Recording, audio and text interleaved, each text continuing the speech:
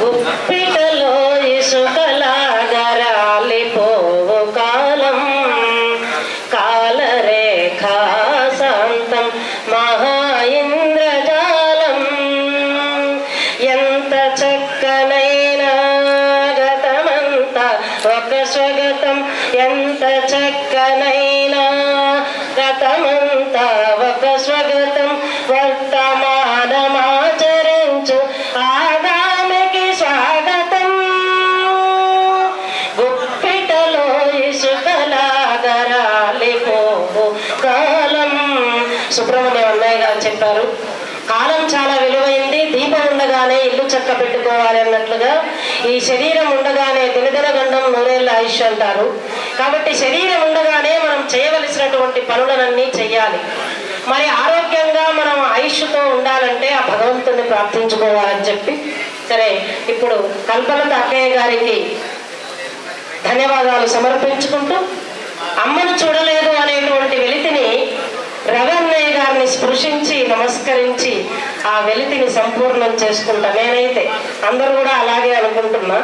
కాబట్టి అమ్మ స్వరూపంగా ఉన్నటువంటి ఇక్కడ దేదీప్యమానంగా వెలుగొందుతున్నటువంటి ప్రశాంత వదనులు వారిని ఒక 2 మాటలు మాట్లాడవలసిందిగా సవినయంగా శిరస్సు వంచి నమస్కరిస్తూ ప్రార్థిస్తున్నాను.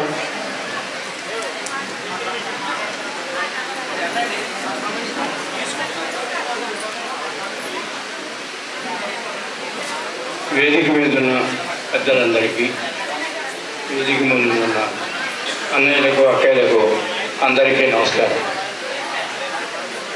నేను ఈ క్షణంలో ఇక్కడ మాట్లాడతానని అనుకోలేదు. నేను ఎందుకు ఈ స్టేజ్ మీద కూర్చున్నానో కూడా నాకు ఐడియా లేదు. సడన్గా పిలిచారు, వచ్చి కూర్చున్నాను. సరే సుబ్రహ్మణ్యం గారు పక్కన నేను కాసేపు గడపడానికి నాకు అవకాశం కల్పించారనుకున్నాను, అందుకే ఇక్కడ కూర్చోబెట్టారనుకున్నాను. అందుకు నేను ధన్యవాదాలు చెప్పాలనుకున్నాను. ఇంతలోకి ఈ ప్రమాదం వచ్చింది.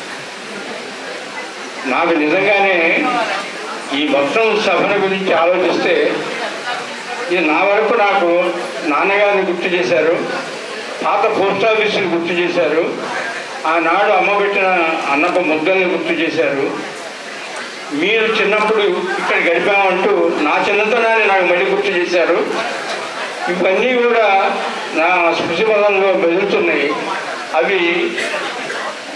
అవి అందరితో పంచుకోవాల్సినవే, కానీ ఇది సమయం కాదు.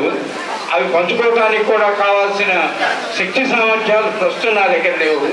అందువల్ల ఆ ఆలోచనలతో మీరు నాకు అవకాశం కల్పించినందుకు, ఇది అద్భుతంగా నిర్వహిస్తున్నందుకు, ఇంతమంది ఒకే చోట ఒకే వేదిక మీదకి వచ్చి ఎన్నో వేరే ప్రదేశాలకు వచ్చి ఎంతమందో పెద్దవాళ్ళని ఇక్కడికి చేర్చి అమ్మ తత్వాన్ని గురించి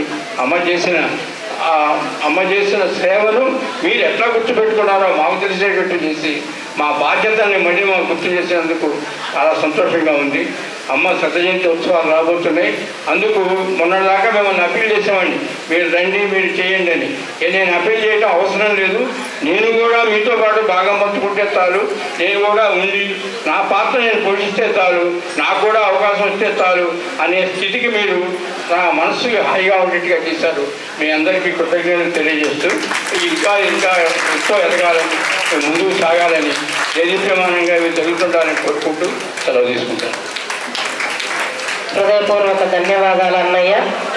అమ్మ నిర్మించినటువంటి ఈ స్థానం, అమ్మ పాదస్పర్శచే పునీతమైనటువంటి ఈ స్థానం ఇక్కడ తర్వాత ఎలా ఉంటుందో ఏమో, ఇలాగే ఉంటుందా, ఇంకొంచెం బాగా ఉంటే బాగుండును అని వాళ్ళ హృదయాంతరాలలో తప్పకుండా ఉంటుంది. కాబట్టి ఆ భావం ఇప్పుడు పరిపూర్ణత్వాన్ని పొందింది. ఇప్పుడు వారికి సంతోషంగా ఉంటుంది. రవన్నయ్యకి ధన్యవాదాలు అన్నయ్య. ఇప్పుడు